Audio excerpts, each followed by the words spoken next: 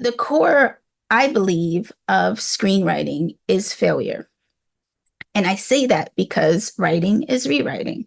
And so as a screenwriting, you're writing tons of drafts. And when I say tons of drafts, I've heard of screenwriters writing up to like 100 drafts of the same script over a long period of time, but still reworking the idea and really refining the idea and really getting specific what their thoughts and ideas are. And in that regard, you have to really deal with failure and how you embrace failure in your life. And particularly how failure needs to be a tool, right? Because failure is really a learning process. But as we grow up in this very authoritative kind of learning environment, especially in the United States, we have a very resistance to failure. Failure as seen as bad. It's really seen as a way to give us a really a measure of how we're doing and a measure of our aptitude. And really, failure is a way to say, "Oh, you're almost there, but try it one more time." And as a screenwriter, that's pretty much what we're doing all the time, right? So in your meditation, I'm going to ask you later as one of your homework assignments to do a free write. And I would really ask for you to do a free write on failure for yourself and your understanding of any periods in your life where failure really got in your way and you really felt like your ego was hurt, or you became very shy or timid because you did not want to fail in the same way again, or how it really impacts your screenwriting. And this is an important place that we're going to get through this class, is understand how failure, and especially even through the philosophers that we're working with today, how failure is really a tool. It should not be something that ever gets in our way. And we have to learn to embrace it and be excited about it and wake up in the morning and say, "Yay, I'm going to fail today. I'm going to write 90 pages," knowing you're really only going to write 3 pages. But that is the way you get writing done, because writing is about consistency and writing is about showing up to the page. So on our slide here, we have the title, which is just Om. So Om screenwriting, right? Meditating on screenwriting. If you are able to, in the chat, I would like you to tell me what screenwriting is to you. Like, just define it. And I say this because most screenwriters don't define screenwriting. And they have many definitions that's about screenwriting. And especially when we're in the age of technology and we have multiple screens and we have, many different sides, theatrical screens, and we have projection screens. We have all these screens and we aren't really sure what's the difference between a play and a screenwrite, right? What's the difference? And it's important as a screenwriter to define your craft and also know how to delineate the different forms of writing. What's the difference between poetry? What's the difference between a novel? What's the difference between technical writing? What's the difference between a blog post?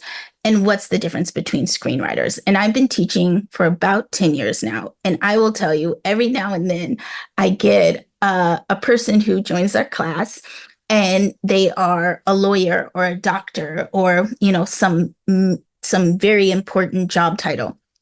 And they say, "Hey, screenwriting can't be that hard. I mean, I'm a heart surgeon. How hard can it be?" And they probably last in the class a couple of sessions, but they don't make it all the way through. And that's because screenwriting really takes a whole focus, and you have to know what's the difference between heart surgery, but also what's the difference between writing a novel or writing a poem and writing a script. And I will be the one that kind of pushes against the traditional forms, but in that way to push against traditional forms, I want us to study those traditional forms. So in my longer class, we go, here are the traditional forms of screenwriting. Here are the traditional things that everyone expects to see in a script. And here's the things that are really boiled down to the main thing. Like, 3-act structure might not be in our main core screenwriting need, but we might need conflict. And that conflict doesn't necessarily have to be negative. It doesn't have to be positive, but it does need to be some push and pull for our main character or characters to go through. So in that regard, screenwriting becomes boiled down to its simplest form. It's really the practice, the art, the craft of screenwriting for the screen, right? And for the screen means we don't have a stage. It's not live. It is for a screen and a time, anytime somebody wants to watch. We are writing for the mechanics. We are writing for the actors that will also be working for the screen. So screenwriting becomes its own form, which needs to be honored and needs to be studied. So here we go in this class, taking it a level up, right? What then becomes cinema, which is rooted in decolonization and abstract thinking. This becomes a place where I found that a lot of screenwriters, especially young screenwriters, and I don't mean age, I mean young screenwriters who are jumping in screenwriting for the first time. It's your first year, it's your first 6 months, and you're struggling with the traditional form and how to fit your voice into traditional form. You're also struggling with talking about the larger kind of global aspects that are really on your mind and heart, and you haven't found a way to translate them to screenwriting.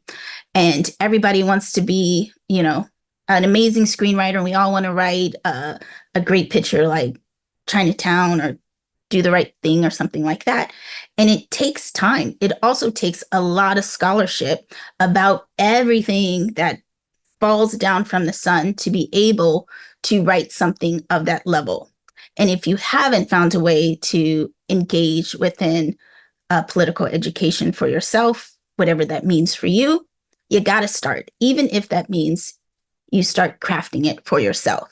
And so I was lucky enough to go to San Francisco State, which was one of the first universities that had ethnic studies. And so I had this large ethnic studies kind of background before I went to film school.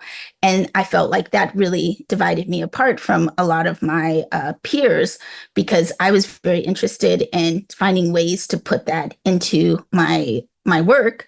And although I love a good action movie and I love a good, comedy, I still feel there are still ways to be subversive. There are still ways to talk about big things that affect everyday people. And in this way, this is the cinema that's rooted in decolonization. So the class will teach multiple ways to write a story. And really, when I say multiple ways, it's almost like unlimited ways, right? And I think for cinema and how it's taught in the traditional ways, this is where I'm leaning people, is to really think about how to create your own pathway, how to create your own voice, how to create your story and your grammar that is really unique and personal to you. And that takes time, that takes thought. And you also have to really be focused on it and meditating on it. Like what's the difference between my story and somebody else's? What makes it a Maria story? What makes it special? What makes it interesting? What makes my scholarship something worthy of putting on page? How much time, not just in screenwriting, but this other thing that I've been studying, how do I infuse that and how do I weave it in? This is where we get the decolonization aspect.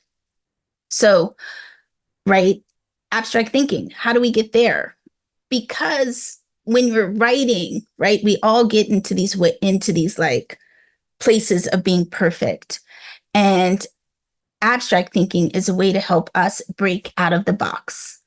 How can we present a story that breaks tradition, breaks genre, breaks expectations, not just surprises and shocks, but also breaks out of the norm? Why?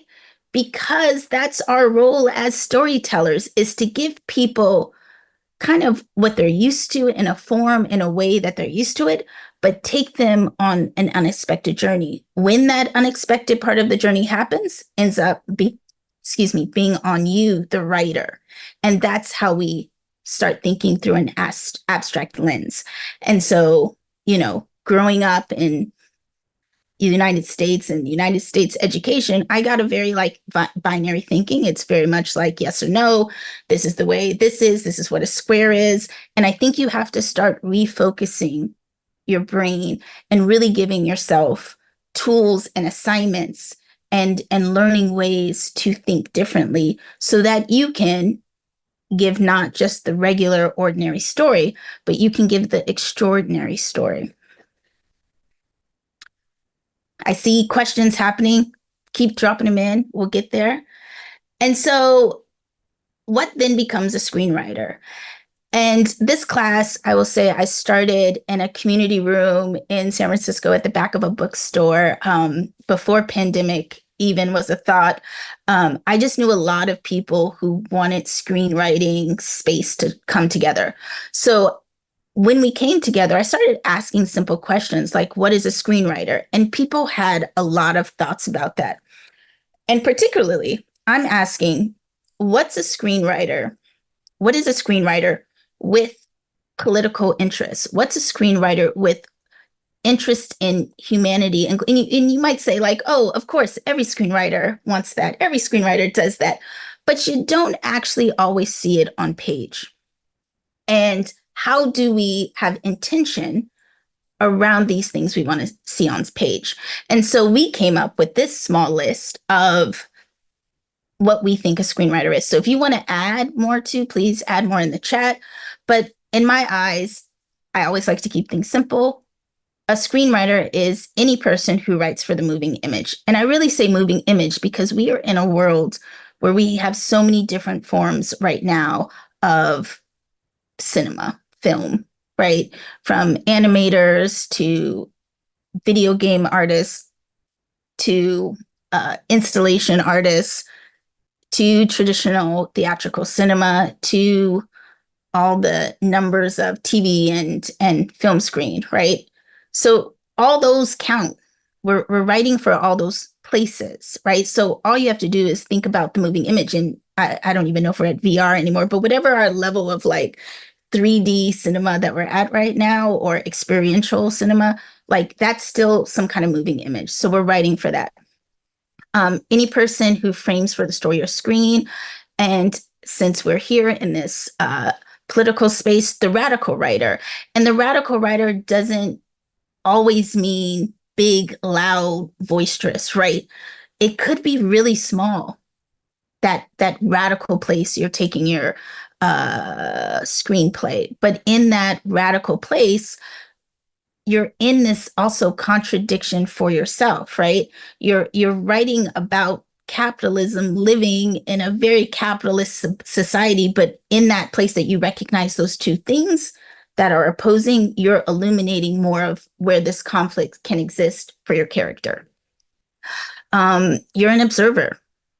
Um, people hate the screenwriter. Why? Because we're that kid in the back of the wall that's sipping on something nice and sweet and lovely and doesn't really talk a lot because everything is interesting in a room. You're observing everything from people to time and space, and forming it always in your head into how is this little interaction? How is this whole scene? How is this place? How is this a story? You're a writer, and I know this is always hard to hear, but you're a writer embracing your own personal transformation. And that's a large part of this meditation, right?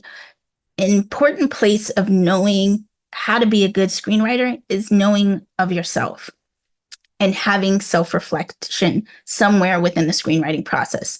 And I always say all the time, if you're not changed by your own story, then don't expect anybody else to be changed by it. Like the story has to move you and you have to have some transformation in the writing of that process. And yes, it should wreck you for the most part. Not just the actual writing of 90 pages should wreck you, but it should wreck you, the story that you're writing. And that doesn't mean that you have to deal with trauma porn or you have to tell your own vulnerable places of your life, but you do have to be moved by the story that you're taking. The next one is really important when we hit the self-critical and collective critical. These are places that as a writer, we are being critical of ourself within the space that we live and exist in, but also critical of the collective. So whatever groups, countries, flags, or whatever we pledge allegiance to, we're also in a space as a writer to be critical of that place and give criticism. And with that is not necessarily being mean and is not being violent, but it is being a place to have critical thinking around things that are going on through your lens and through your eyes, and bring out that truth right through the writing.